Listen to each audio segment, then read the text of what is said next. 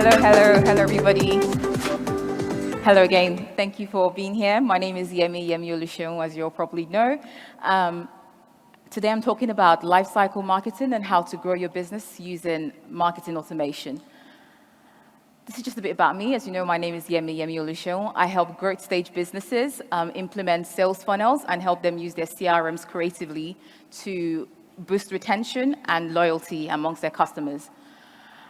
We have a bit of a packed agenda. It's really broadly split into 3 sections. I'll go through a bit of an introduction because I want to make sure we're all on the same kind of page. So fundamentals first, and then I'll talk about how you can implement it, and then finally we'll talk about the controls that you could put in place to make sure that the funnels are working as you expect. So without further ado, introductions. Thing I wanted to set up first is, ideally, when you think about any kind of automation or sales funnels, ideally, I want the customers to already be in the growth stage of their businesses. Typically, there are 4 stages of growth in any business, right? So I've got a bit of a pointer here. Hopefully, you can see it. You start from idea, where you just are trying to find product market fit, and then eventually you find product market fit and you're going to like your fast growth stage, and then maturity, where you found the fit, and now you're now looking to expand. And then eventually you get into maturity and you're a big corporation. In an ideal world, you're only really looking to start thinking about sales funnels after you found product market fit, right? So at this stage here, you're at the fast growth stage. Because essentially the core purpose of what I'm going to be talking about today is how you can keep the customers you already have in your ecosystem for as long as possible and increase the lifetime value of those customers. It's going to be quite difficult to do that if you haven't found product market fit first, hence what that is. And I wanted to just quickly highlight as well. So in my experience working with lots of different startups across the various 4 stages that we talked about, there tends to be 7 key stages of any growth journey. You start off like with your basic awareness of who you are as a founder, what kind of business you want to set up, your mission, your vision, and all that kind of values. Then you get clarified on the problem statement, clarify what you're offering the market, your solution, find product market fit, and then you start to think about profit hacking, which is the focus of this conversation here today.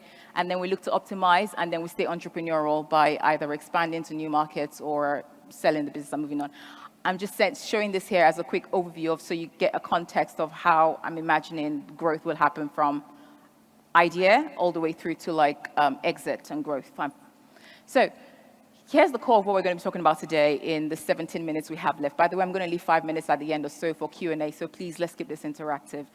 I wanted to talk you through the customer lifecycle, the typical customer lifecycle. There tends to be 6 stages when I'm thinking about designing a funnel. So all the way from brand awareness to how you're going to nurture the customer once they're now aware of you, how you're going to convert them, so your sales process, then delivering of value, and then keeping them in your ecosystem, so your retention and loyalty programs. And then finally, this is the one that most entrepreneurs don't think about, the offboarding process. Of course, ideally, we want them to stay with us forever, but hey, life happens.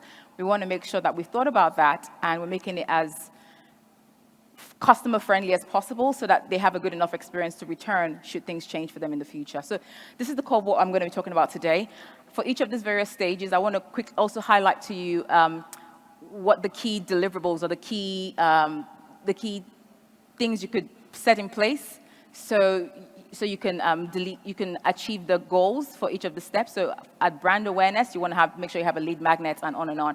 And more importantly for me in this session, I want to talk about the key metrics that you may want to consider when you're setting up the funnel as well to measure your growth and make sure that you're on track. How does that sound, by the way? Does it sound good? Yeah? Cool. Thank you. So why is lifecycle marketing important anyway in the first place, right? I find this quote from Ghana Group quite insightful. It says 80% of your customers' future revenue is going to come from 20% of your existing customers, right? So a large portion of any business that you're going to build any revenue you're going to get as a business is going to come from your existing customers. But most of the time as business owners, we spend our time hustling and trying to get new customers, but then we're not really nurturing or doing what we can to make sure we keep the ones we have in our ecosystem and extend that lifetime value as much as possible. This is why this is important. So lifecycle marketing, the definition, essentially it is really understanding your customer's behavior, really understanding that customer journey all the way through those 6 steps that we just looked at, and then using that as the basis to create relevant marketing to nurture them and help them progress to the next level in the buying journey with you, right? So taking them from strangers to customers, and then hopefully to evangelists at some point.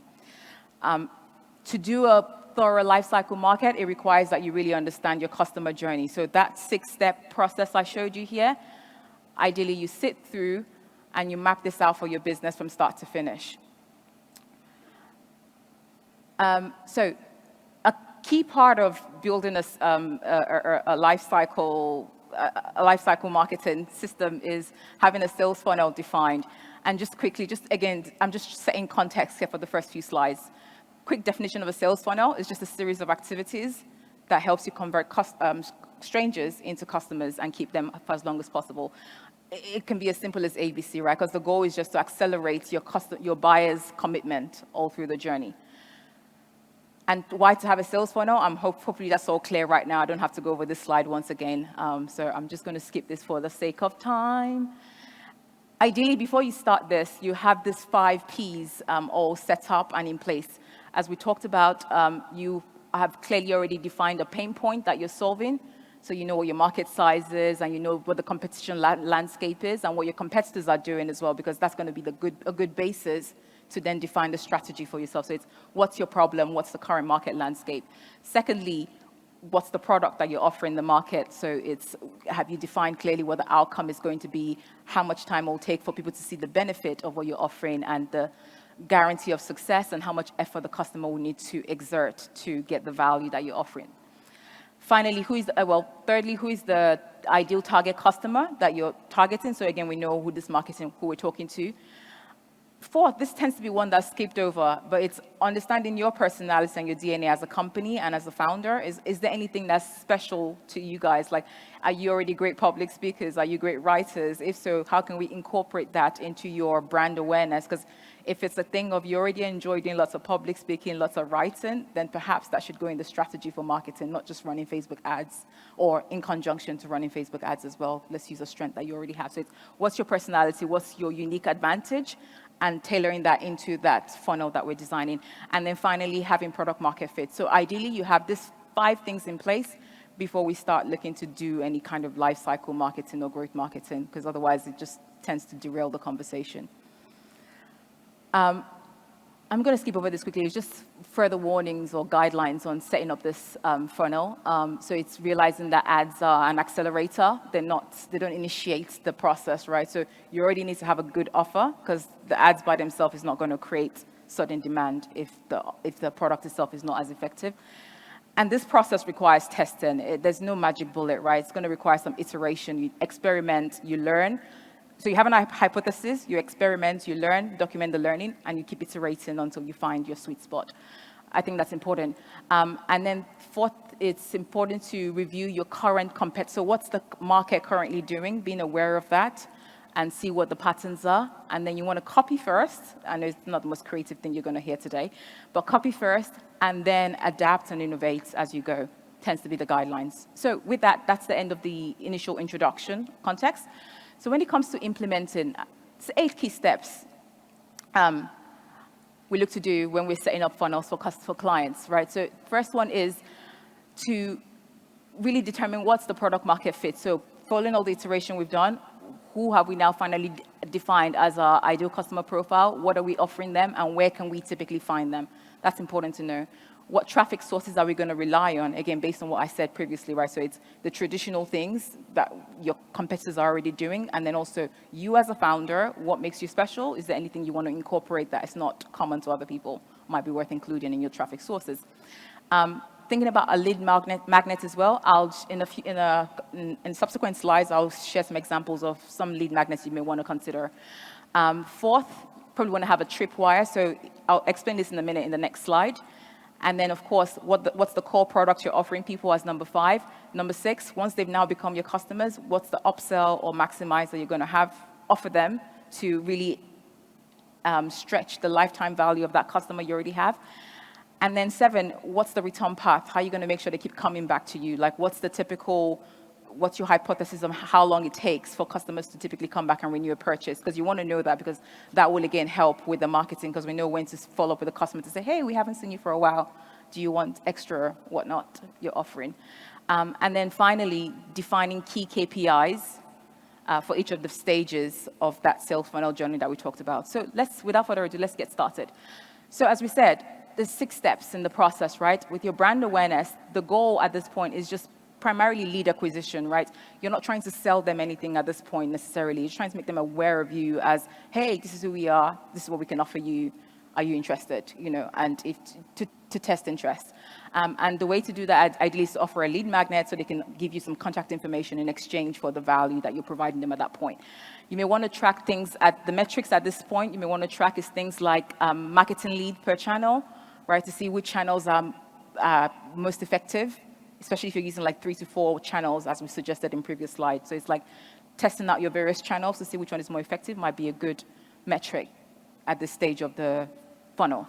There's some tools that I really find useful, so I've just put them there as a guide. I've got no affiliation whatsoever to this tool, so please don't feel the need to use them if you don't want to. It's just a guide.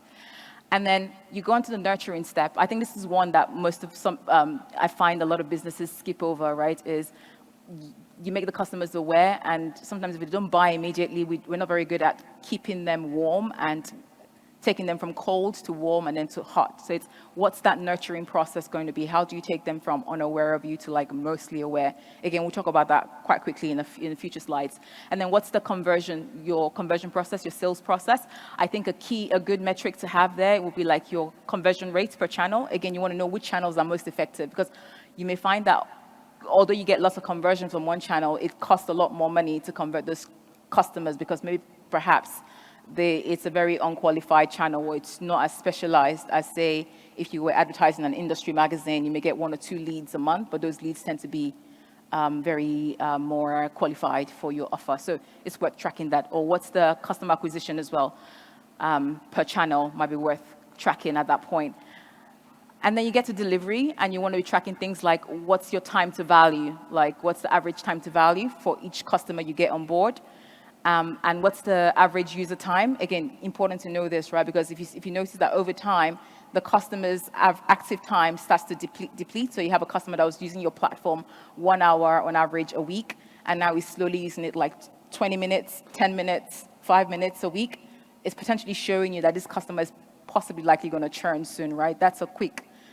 This could become a leading indicator or a leading metric that will then help you decide who you need to nurture more, or who you need to go back and make sure they stay as engaged on the platform, because you can see that their user time is depleting. So I've put a few possible metrics here. For the sake of time, I'm going to move through quite quickly. And with your operations, your retention, same thing again. So now you've delivered them some value, and hopefully they're happy. How do you keep them coming back to you? So what are the upsells and loyalty schemes you're going to have?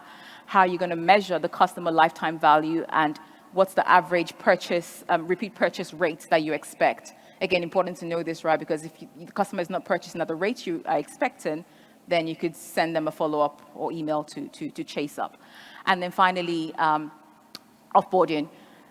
So it's what's the average churn rate and what's the win-back rate. But of course, with this offboarding, if you've been tracking the previous metrics as closely, then this should not be a surprise, right? Because you've had all these leading indicators or leading metrics telling you that potentially there might be a problem with a certain customer. So this is where having that full cycle defined, start to finish, and having a clear objective for each metric becomes quite helpful and useful.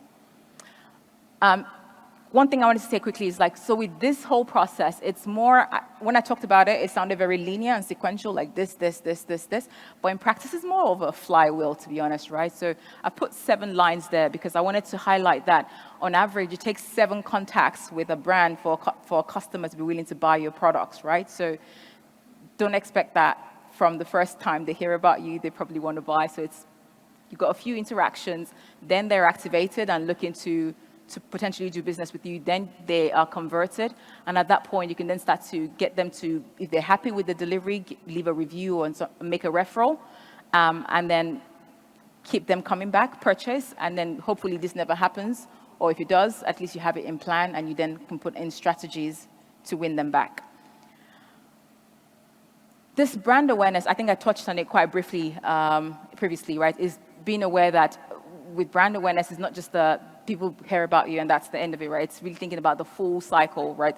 So depending on who your ideal customer profile is and where they are on this journey, you might have to spend a lot more time doing brand awareness than if, say, you're talking to people that are already, say, solution aware. If you're talking to people that are not even aware that they have the problem that your product is solving, then you may spend a lot more time warming them up to the point where they're then ready to make a purchase. So it's worth bearing that in mind. I think here I'm just explaining the brand awareness step a lot more in more detail, but I'm going to skip over this for the sake of time. And here are some examples, as I promised, of some lead magnets that might be useful to deploy for your businesses as well as you set up the funnels. As I said before, when you're setting up funnels, I think it's worth copying first what the competitors are doing. I think some tools that I find personally useful is SimilarWeb, right? So it's knowing who your competitors are, putting their web links on SimilarWeb and seeing where the traffic sources are coming from already for your competitors and seeing if it makes sense for you to replicate the same thing for your businesses. Looking at Facebook ad library as well. And it might be worth you actually taking the time to design your funnels on something visual first before implementing. I put some more tools on here, but I'll skip over that for the sake of time. And I think this slide I already covered previously, right? It's realizing that the core of this stuff is really not just having the steps defined, but also clarifying what the metrics is going to be for each of the steps as well that you're defining, because it's really the metrics that makes this whole thing useful, because otherwise you just set up processes without being able to control or measure what is happening. And then I give some guidelines on here on how you may want to think about the KPIs and the metrics that you set up, right? Ideally, you don't want to have more than 5 KPIs because then it becomes like too complicated to track anything. And I think with the KPIs and the metrics as well, is key to distinguish between a leading metric and a lagging metric. I think in the world of startup, where you have lots of investors, it's so easy to kind of be tracking things like MRR, monthly recurring revenue, but honestly, that's a lagging revenue, right? Because by the time you notice that your MRI is down this month from last month, the month is already gone. There's nothing you can do about it. But if you're tracking something a lot more like marketing qualified leads, if you notice that your marketing qualified leads for a week or a month is low, then you know potentially your sales might be low, and it's easier for you to then control and take corrective action. So the third point is, again, similar to what I just talked about, right? It's focusing on actionable metrics, not just vanity ones, and making sure you're tracking things that actually matter. I mean, you may have to track some vanity things, because ultimately, if you do decide you want to raise, then you may have to track MRR, but it's realizing that it's not a management metric, it's more for investors. So it's knowing the reason why you're tracking the various metrics, right? And the audience for the metrics is what I talk about in point 5. Point 6, so more points. I think for each of these metrics, they tend to be more effective when there's a champion for each metric that you define, because depending on how big your businesses are, trying to control or measure everything by yourself might just be too much. But having a champion for each metric, if it makes sense, and especially if it aligns to the OKRs that you already set up for them, then it makes it easier to control and to govern. And talking about governance, here are some suggested control meetings that you may want to set up. This is not just you set up the funnel and you think it's working and voila, we're done. But it might be worth then also setting up relevant control meetings to make sure that things are progressing as you expect. Depending on what your OKR is for that quarter, certain metrics or KPIs might be more important than other ones. So you may want to put that as top of focus in your relevant meetings. Final word is just to remember, please keep it simple, keep it short. This whole thing can get very exotic and complicated, and with lots of different data sources, and you can just get data crazy, and it becomes hard to do anything useful with it. So it's always worth keeping it short and simple, but also knowing why you're tracking what you're tracking and why you set things up the way you set them up. Just want to say thank you so much. So with that, I'm going to end. Can I just take one question? Is there any question before we wrap up? Or was it all clear? Any questions? No? Or takeaways? All right, then. Thank you so much, guys. You guys have been fabulous. Thank you. My name is Yemi again. Feel free to reach out on LinkedIn. Thank you so much. Thank you.